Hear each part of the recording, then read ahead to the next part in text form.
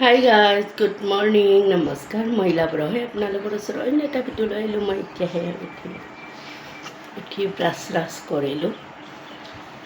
Brush কৰি এতিয়া কাম বন কৰোঁ। ইফালে আৰু বিচনা চিচনা একো উঠোৱাই নাই। মানুহটো যোৱাকালি কামত গৈছে, অহা নাই। এতিয়া আৰু ডিউটি আছে ইভিনিং।